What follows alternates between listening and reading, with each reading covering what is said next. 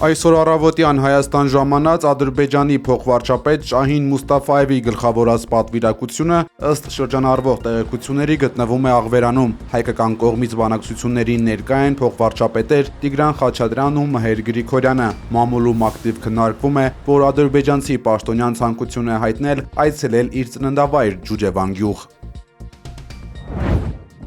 Իրավապահները խուզարկություններ են իրականացրել Ուժեղ Հայաստան կուսակցության Ավանի գրասենյակում, ըստ հակակոռուպցիոն կոմիտեի տարածած հաղորդագրության ընտրակաշառք ստանալու եւ բարեգործության արգելքը խախտելու դեպքերի առթիվ քննվող քրեական վարույթի շրջանակներում ձերբակալվել են մի խումբ անձինք, ոչ կուսակցությունը եւ ոչ էլ հակակոռուպցիոն կոմիտեն չի հայտնել, թե իրավապահները ում եւ քանի հոգու են ձերբակալել, սակայն մամուլում շրջանառվող տեղեկությունների համաձայն ձերբակալվածների թիվը հասնում է 6-ի։ Ուժեղ Հայաստան կուսակցության անվտանգության թիմի ղեկավար լեգենդար հետախույզ գնդապետ Արթուր Ավանեսյանը, որը ավելի վաղ կալանավորվել էր 2 ամսով, հացադուլ է սկսել, հայտնել է կուսակցության անդամ Արեգա Հովսեփյանը։ Հետախույզը մեղադրվում է ընտրակաշառք տալու համար։ Վերջերս ԿՊ կուսակցությունը հրապարակեց իր նախընտրական ծրագիրը եւ հատուկ հոդվածով անդրադարձ կար հայ առաքելական եկեղեցու այսպես կոչված, ես շագիրդներում եմ ասում, բարենորոգման օրակարգին, որտեղ ամրագրված էր 2 կարևոր հանձնառություն ըստ ԿՊ հայացքի, մեկը վեհափառ հայրապետի նորին սուրբոտություն Գարեգին II-ի հրաժարական պարտադրելու հանձնառություններ եւ երկրորդ կարևոր հաստատումը այդտեղ փոխել եկեղեցու կառավարման կարգը։ Սրանք երկուսն էլ հակասահմանադրական, հակաօրինական հաստատումներ են։ Բնականաբար ես ձեզ չեմ հիշեցնի ուրեմն Հայաստանի Հանրապետության Սահմանադրությամբ ամրագրված եկեղեցու եւ պետության տարանջատման մասին 2 հոդվածները, բայց հարցս ուղղում եմ ձեզ, արդյոք դուք այստեղ չեք տեսնում հակաօրինական եւ հակասահմանադրական վարք կամ հայտարարություններ եւ որն է ձեր արձագանքը։ Ազգային ժողովում գլխավոր դատախազին նման հարց է տվել պատգամավոր Լիլիթ Գալստյանը, որին ի պատասխան Աննա Վարդապետյանը ասել է, որ կառույցը ձեռնպահ է մնում քաղաքական գնահատականներից։ Ըստ Վարդապետյանի, դատախազության լիազորությունները սահմանափակված են սահմանադրությամբ եւ իրենք իրավասու չեն մեկնաբանել կուսակցական ծրագրերը քրեական վարույթներից դուրս։ Դատախազությունը քրեական վարույթից դուրս գնահատականներ չի տալիս։ Մենք բազմաթիվ հարցումներ ենք ստանում, այդ թվում կուսակցական պատկանելություն ունեցող անձանցից, որոնք դատախազությունից ուզում են գնահատականներ կոնկրետ երևույթների նկատմամբ։ Դա քաղաքական հայտարարությունները մենք քաղաքականությամբ չենք զբաղվում։ Սիրելի ժողովուրդ,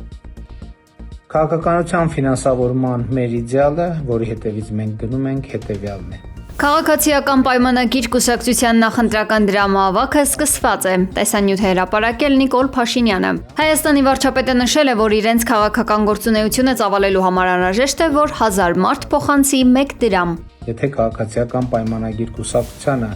քաղաքական գործունեություն ծավալելու համար պետք է 1000 դրամ, մենք պետք է գտնենք ոչ թե մի հոգու, ով մեզ կտա 1000 դրամ, այլ մենք պետք է գտնենք 1000 հոգու, ով մեզ կտա մի դրամ։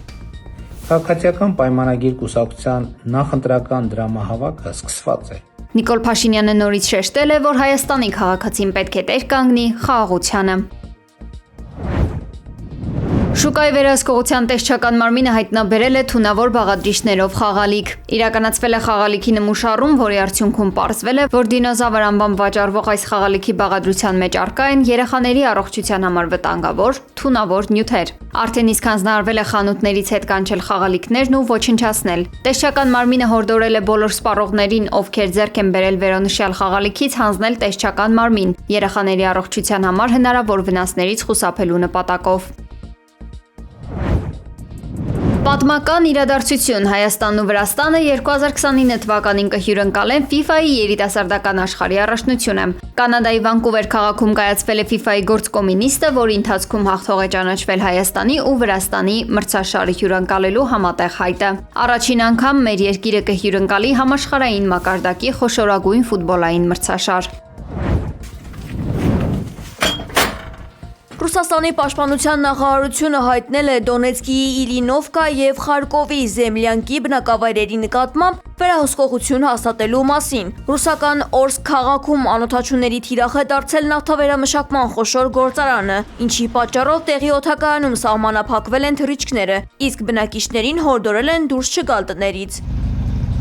Ուկրաինայի Սումիի մարզում ռուսական կողմի հարձակման հետևանքով հարվածներ են հասցվել բնակելի թաղամասերին, կա 1 զոհ եւ 1 վիրավոր։ Բազմաբնակարան շենքից ավելի քան 16 բնակիչ տարհանվել է։ Սրան զուգահեռ ըստ ռուսական ԶԼՄ-ների ուկրաինական ԱԹՍ է ընկել Ղազախստանում, ռուսական Օրենբուրգի մարզի սահմանի մոտ։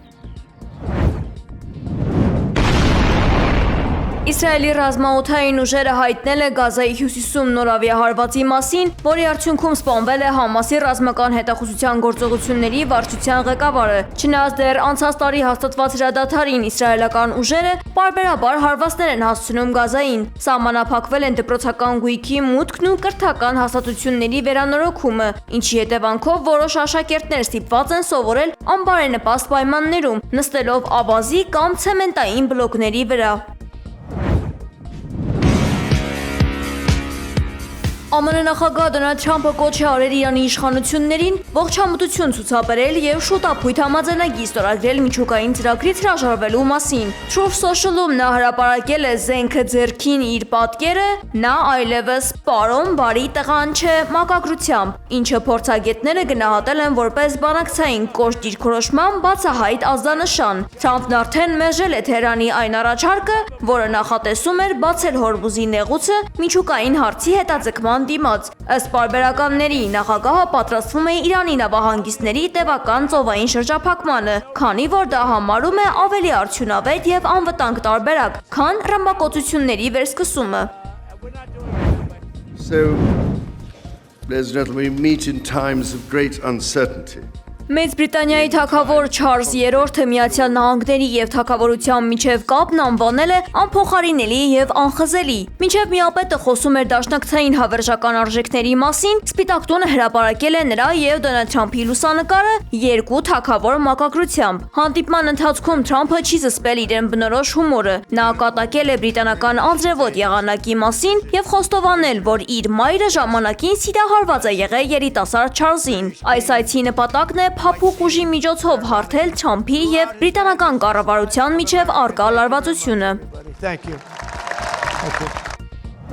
I saw it the other day, pictures of Donald Trump. ԱՄՆ նախագահ Դոնալդ Թրամփը քննադատել է Գերմանիայի կանցլեր Ֆրիդրիխ Մերցին Իրանի նկատմամբ նրա դիրքորոշման համար։ Սեփական երկրի խնդիրները մի կողմում թողած ղեկավարը միաժամանակ մեղադրել է Գերմանիայի առաջնորդին Բերլինի տնտեսական եւ այլ խնդիրների համար։ Գերմանիայի կանցլեր Ֆրիդրիխ Մերցը կարծում է, որ Իրանի համար ընդունելի է միջուկային զենք ունենալը։ Նա պատկերացում չունի, թե ինչի մասին է խոսում, գրել է Սպիտակ տան ղեկավարը Truth Social-ում։ Թրամփը շարունակել է կրկնել նույն թեզերը, հավաստիացնելով, եթե Իրանը միջուկային զենք ունենար, ամբողջ աշխարհը պատանդ կլիներ։ Ես հիմա Իրանի դեմ գործողություններ եմ ձեռնարկում, որոնք այլ երկրներ կամ նախագահներ պետք է վաղուց ձեռնարկեին, պնդել է Թրամփը։ Զարմանալի չէ, որ Գերմանիան այդքան վատ վիճակում է, թե տնտեսապես, թե այլ կերպ, հավելել է ամերիկացի առաջնորդը։